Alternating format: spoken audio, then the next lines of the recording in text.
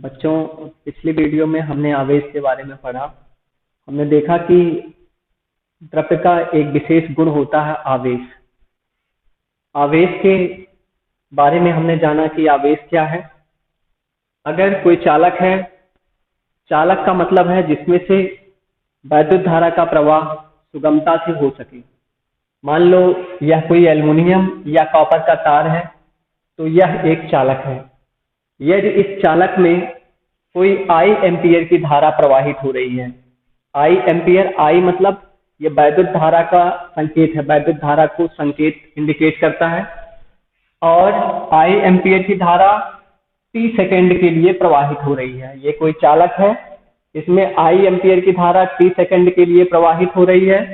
तो इस प्रकार इस चालक में आवेश की जो मात्रा होगी वह Q बराबर I इंटू टी होगी, यानी Q बराबर IT होगी, जहां पे I क्या है, वैद्युत धारा है, और T क्या है, समय है। इस प्रकार यदि हम I का मान 1 एम्पियर लें, अर्थात इस चालक में जो वैद्युत धारा I प्रवाहित हो रही है उसका मान 1 एम्पियर है तथा यह 1 सेकंड के लिए प्रवाहित हो रही है। यदि इस चालक में 1 एम्पियर की धारा 1 सेकंड के लिए प्रवाहित हो रही है, तो उस दशा में जो आवेश की मात्रा होगी Q बराबर I इंटू टी से 1 इंटू 1, यानी 1 एम्पियर इंटू 1 सेकेंड, यानी हो जाएगा 1 एम्पियर सेकेंड। ये जो एम्पियर सेकेंड है इसे ही हम कूलाम कहते हैं, यानी कितना हो जाएगा 1 कूलाम। आवेश का मात्रक होता है कूलाम। अर्थात यदि किसी चालक में 1 एम्पियर की धारा 1 सेकेंड के लिए प्रवाहित की जाती है, तो चालक में उपस्थित आवेश की मात्रा 1 कूलाम होती है। आवेश के लिए मुख्यतः इलेक्ट्रॉन जिम्मेदार होते हैं। आवेश वाहक का कार्य इलेक्ट्रॉनों के द्वारा संपन्न होता है। आगे हमने आवेशों के गुण के बारे में जाना। आवेशों के गुण के बारे में यदि हम बात करें तो पिछले वीडियोस में हमने देखा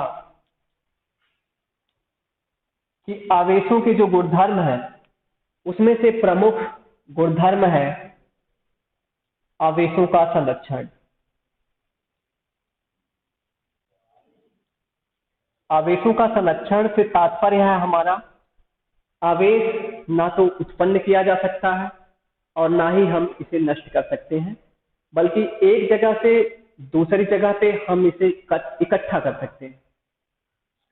अब आवेशों का संरक्षण यानी यदि कोई विलगित निकाय है, विलगित निकाय का तात्पर्य क्या है, आप लोगों ने पिछली क्लास में पढ़ा होगा। यदि कोई विलगित निकाय है तो उसका जो संपूर्ण आवेश होगा वह नियत रहेगा। नियत रहेगा यानी जो आवेशों का पहला नियम है संरक्षण का नियम, उसका पालन करता है। अर्थात आवेश ना तो उत्पन्न होगा और ना ही इसे नष्ट किया जा सकता है, बल्कि एक जगह से दूसरी जगह पर हम इसे इकट्ठा कर सकते हैं, एकत्रित कर सकते हैं। दूसरा नियम हमने जाना क्वांटीकरण। क्वांटीकरण का सीधा तात्पर्य मूल आवेश से है। मूल आवेश क्या है? प्रकृति में जितने भी आवेशित कण हैं उन पर जो आवेश है उसका एक निश्चित और न्यूनतम मान होता है, जिसे हम मूल आवेश के नाम से जानते हैं। और क्वांटीकरण में हम इसे ई से प्रदर्शित करते हैं। अर्थात प्रकृति में जितने भी आवेशित कण हैं उन पर आवेश एक निश्चित और न्यूनतम मान का गुणक होता है, जिसे हम क्वांटीकरण के नाम से जानते हैं। क्वांटीकरण में यदि किसी चालक पर उपस्थित संपूर्ण आवेश Q है और इलेक्ट्रॉन का मूल आवेश E है, इस दशा में इसका एक जो निश्चित और न्यूनतम मान होगा, मान लेते हैं यह n है। इसका मान 1, 2, 3, 4 कुछ भी हो सकता है। प्लस माइनस यहाँ पे इसलिए लिया जाता है कि पिछले वीडियोज में हमने बताया कि किसी भी चालक में इलेक्ट्रॉनों और प्रोटॉनों की संख्या बराबर होती है, अर्थात जितने भी धनावेश होते हैं उतने ही ऋणावेश होते हैं। यही कारण है कि चालक पर उपस्थित कुल आवेशों की संख्या निकालने के लिए मूल आवेश के साथ साथ हम एक निश्चित और न्यूनतम मान जो मूल आवेश है उसका एक गुणक भी लेते हैं। यह गुणक निर्भर करता है कि आवेशों की संख्या क्या है।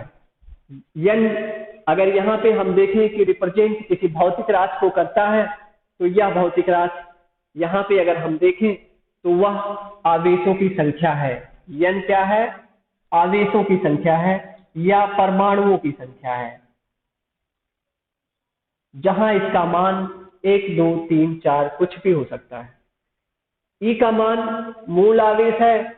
इलेक्ट्रॉन के लिए यह 1.6 इंटू 10⁻⁻19 कूलाम का होता है, नेगेटिव होता है। और प्रोटॉन के लिए यही मान पॉजिटिव होता है यानी धनात्मक होता है। तीसरा नियम हमने जाना जो योज्यता का नियम है। योज्यता का सीधा सा मतलब है योग हो जाना, जुड़ जाना। अर्थात यदि बहुत सारे आवेश हैं, किसी विलगित निकाय के बहुत सारे आवेश हैं, विभिन्न सारे अवयवी आवेश हैं, तो वहां पे यदि हम संपूर्ण आवेश का मान कैलकुलेट करेंगे तो ऐसे में मान लेते हैं कि जो अवयवी कण है, आवेशित कण है, वो क्रमशः Q1 Q2 और Q3 इस प्रकार Qn है। तो ऐसे में योज्यता के नियम से संपूर्ण आवेश Q बराबर होगा Q1 plus Q2 plus Q3 plus Q4 plus dot dot dot Qn। अब यदि कोई आवेश यहाँ पे -1 कूलाम का है तो वहां पे जब भी हम योज्यता के नियम से यहाँ पे लिखते हैं तो उनका मान हम परिवर्तित नहीं करते हैं। अर्थात मान लो पहला आवेश -1 कूलाम का है, दूसरा 2 कूलाम का है और तीसरा -3 कूलाम का है, तो योज्यता के नियम से कुल आवेश -1 +2 +3 यानी -1 +2 -3 -4 +2 2 -4 यानी -2 कुल आवेश -2 कूलाम होगा। उसके बाद आवेशों का गुण हमने जाना। आवेश क्या है ये हमने जाना कि आवेशों का वितरण किस प्रकार होता है। आवेशों के वितरण में हमने देखा कि जब दो वस्तुओं को हम आपस में रगड़ते हैं, हमने उदाहरण लिया था कि जब कांच की छड़ को रेशम से रगड़ते हैं तो कांच से कुछ इलेक्ट्रॉन निकल करके रेशम में चले जाते हैं और आवेशों की संख्या, धनावेशों की संख्या बढ़ जाती है। ऋणावेशों की संख्या में कमी आ जाने से यह धनावेशित हो जाता है, अर्थात कांच की छड़ धनावेशित हो जाती है और रेशम ऋणावेशित हो जाता है। इसी प्रकार एबोनाइट या आबनूस की छड़ को जब हमने बिल्ली की खाल से रगड़ा तो हमने देखा ठीक इसका विपरीत प्रक्रम हुआ, यानी जो एबोनाइट या आबनूस की छड़ थी वह ऋणावेशित हो गई और बिल्ली की खाल धनावेशित हो गई। जेम्स फ्रैंकलिन साहब ने इन आवेशों को धनावेश और ऋणावेश नाम दिया। अर्थात यदि हम बात करें तो आवेशों का वितरण, जो वितरण होता है वह क्रमशः घर्षण द्वारा, चालन द्वारा और प्रेरण द्वारा होता है।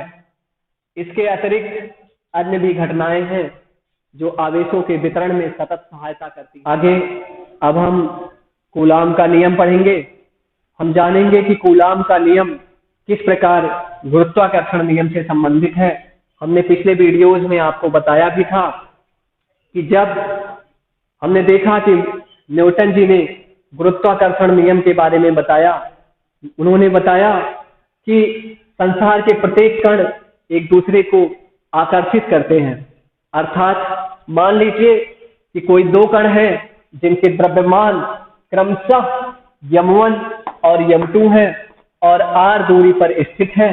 मान लीजिए थोड़ी देर के लिए हम और आप हैं, एक दूसरे से r दूरी पर स्थित हैं।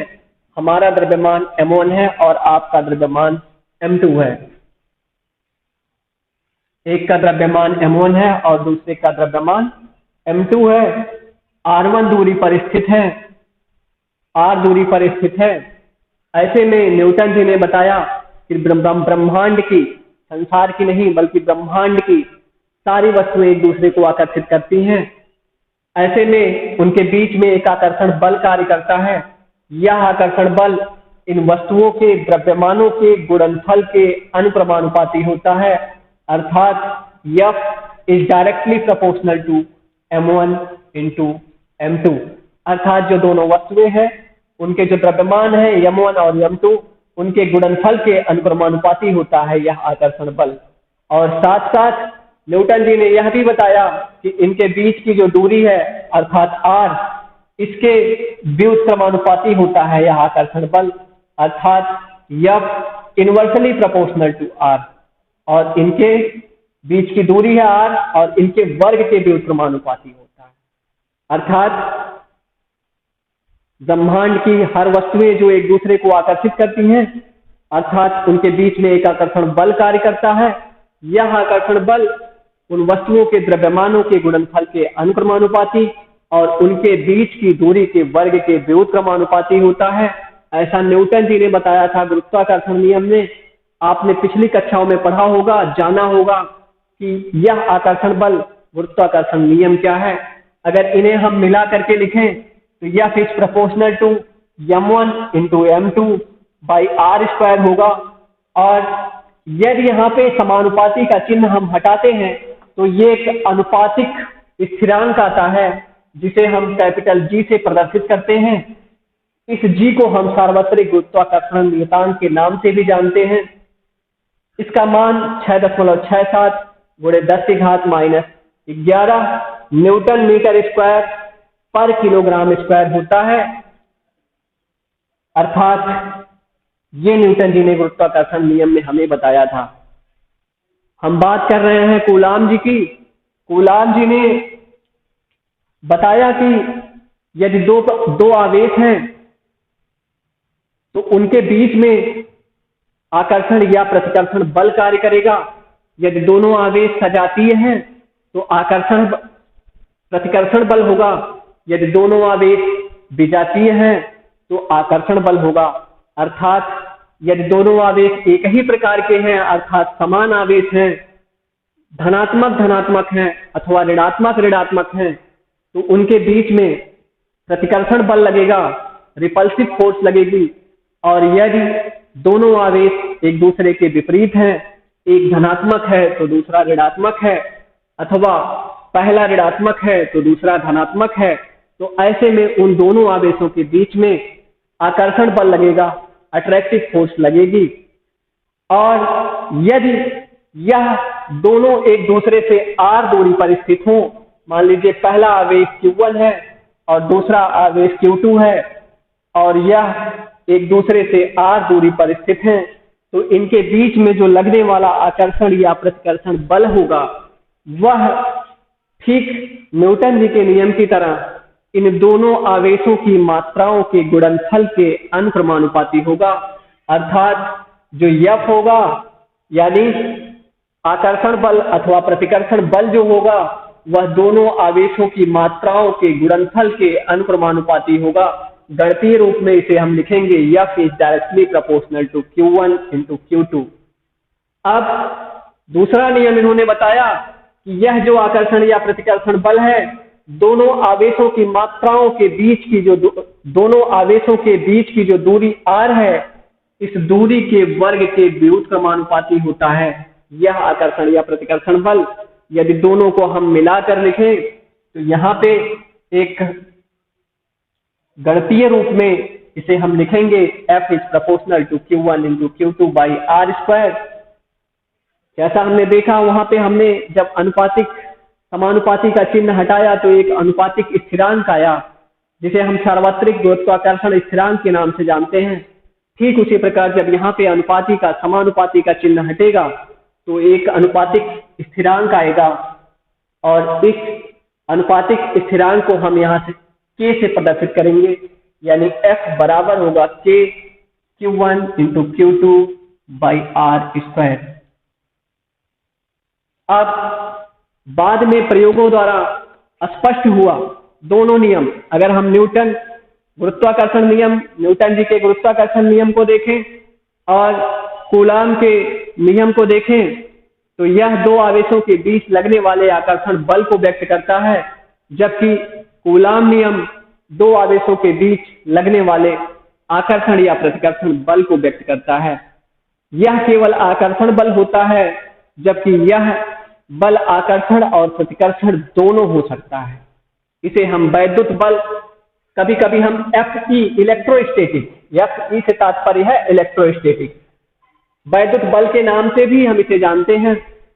अर्थात वैद्युत बल और गुरुत्वाकर्षण बल दोनों की यदि हम तुलना करें तो हम पाते हैं कि वैद्युत बल और गुरुत्वाकर्षण बल दोनों ही वर्ग व्युत्क्रम नियम का पालन करते हैं, दोनों ही अनुपातिकता स्थिरांक का पालन करते हैं। किंतु यदि हम गुरुत्वाकर्षण नियम में देखें तो यहां माध्यम का कोई प्रभाव नहीं पड़ता है, जबकि हम गुरुत्वाकर्षण वैद्युत बल में अगर यहाँ पे हम देखें जो आवेशों के बीच में लगने वाला आकर्षण या प्रतिकर्षण बल है या जो वैद्युत बल है, तो यहाँ पे माध्यम का प्रभाव पड़ता है। दूसरी चीज यदि हम देखें तो यहाँ पे वैद्युत बल और गुरुत्वाकर्षण बल में, गुरुत्वाकर्षण बल की तुलना में वैद्युत बल कहीं ज्यादा प्रबल होता है, कहीं ज्यादा शक्तिशाली मजबूत होता है। उदाहरण स्वरूप अगर प्रोटॉनों के बीच हम देखें और तुलना करें तो लगभग गुरुत्वाकर्षण बल की तुलना में वैद्युत बल 10⁻36 यानी 10 की घात 36 गुना ज्यादा होता है। और इसी प्रकार यदि हम इलेक्ट्रॉनों के बीच में इस बल की तुलना करें तो हम पाते हैं कि गुरुत्वाकर्षण बल की तुलना में वैद्युत बल 10 की घात 43 गुना ज्यादा शक्तिशाली होता है। अब कूलाम जी के नियम की बात करते हैं। कूलाम जी ने बताया कि किन्हीं दो आवेशों के बीच लगने वाला आकर्षण या प्रतिकर्षण बल दोनों आवेशों की मात्राओं के गुणनफल के अनुक्रमानुपाती होता है तथा उनके बीच की दूरी के वर्ग के व्युत्क्रमानुपाती होता है। गणितीय रूप में यदि हम परिभाषित करते हैं तो हमने पाया F बराबर K Q1 Q2 into R square है, जहां K अनुपातिक स्थिरांक है। अब हम इसे आगे बढ़ाते हैं। हम पाते हैं आगे जब प्रयोगों द्वारा स्पष्ट किया गया, जाना गया, तो यह पाया गया कि K जो है वह बराबर होता है 1/4 पाई एप्सिलॉन नॉट के, और जिसका मान होता है अर्थात K का मान होता है 9 × 10⁹ newton metre square upon coulomb square. ये K का मान है, K एक अनुपातिक स्थिरांक है। आगे प्रयोगों द्वारा स्पष्ट किया गया कि K का मान 1/4 पाई एप्सिलॉन नॉट के बराबर होता है। यदि यह मान हम यहाँ पे पुटअप करें तो F = 1/4 pi epsilon nought Q1 Q2 by R square coulomb के नियम का यह गणितीय रूप होता है। यहाँ पे एक छोटी सी जानकारी और देना चाहूंगा कि यह जो प्रयोग किया गया यह निर्वात या वायु के लिए था, जहां पे कोई माध्यम नहीं था।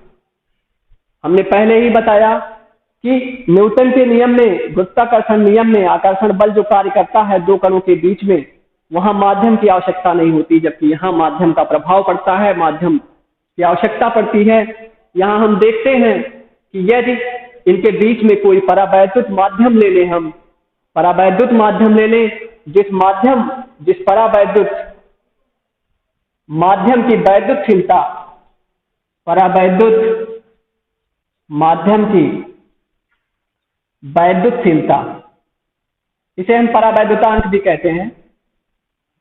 मान लेते हैं इनके बीच में कोई परावैद्युत माध्यम ले लेते हैं, इस परावैद्युत माध्यम की वैद्युतशीलता एप्सिलॉन है। ऐसे में जब कोई परावैद्युत माध्यम है तो उस परावैद्युत माध्यम का परावैद्युतांक भी होगा। माना कि यह परावैद्युतांक K है, परावैद्युतांक K है। ऐसे में कूलाम का नियम F = 1/4 pi epsilon Q1 Q2 by r square होता है। यहां पे हम देखते हैं कि K बराबर, यदि हम यहां पे देखें तो K बराबर आएगा E/एप्सिलॉन नॉट, यानी epsilon is equal to epsilon nought K। अब यहां पे एप्सिलॉन, एप्सिलॉन नॉट K तीन चीजें हैं। K क्या है? परावैद्युतांक है। E क्या है? माध्यम की वैद्युतशीलता है। एप्सिलॉन नॉट क्या है? निर्वात की वैद्युतशीलता है। ऐसे में हम देखते हैं कि जो माध्यम का परावैद्युता, माध्यम की जो वैद्युतशीलता है और जो निर्वात की वैद्युतशीलता है, दोनों के निष्पत्ति को यानी दोनों के अनुपात को हम परावैद्युतांक K के नाम से जानते हैं। यह मान अगर उठा करके हम यहाँ पे रख दें तो F बराबर होता है 1/4 पाई, यहाँ पे E बराबर एप्सिलॉन बराबर आएगा एप्सिलॉन नॉट K, तो हो जाएगा epsilon nought K Q1 Q2 by r square. अब जो कूलाम का नियम हमने यहाँ पे देखा था, इसका मान K का मान हमने यहाँ पे ये रखा था, ये मान यहाँ पे आता है क्योंकि यह निर्वात या वायु के लिए K का मान हमेशा 1 होता है या 1 से थोड़ा बहुत अधिक होता है। वायु या निर्वात यानी परावैद्युत माध्यम है, जितने भी परावैद्युत होते हैं सबका यही होता है लगभग, और जितनी भी धातुएं हैं उनके लिए K का मान अनंत होता है। तो चूंकि कूलाम का नियम निर्वात या वायु के लिए हम यहाँ पे प्रयोगों द्वारा कर रहे हैं, तो K का मान जब हम 1 लिखते हैं तो ऐसे में यही परिभाषा आ जाती है, F बराबर 1/4 pi epsilon nought Q1 Q2 by r square. Coulomb का नियम दो आवेशों के बीच में लगने वाले आकर्षण या प्रतिकर्षण बल के निर्धारण को व्यक्त करता है। कैसे? उन्हें हम निर्धारित करते हैं। आज के लिए बस इतना ही। आगे press the bell icon on the YouTube app and never miss another update.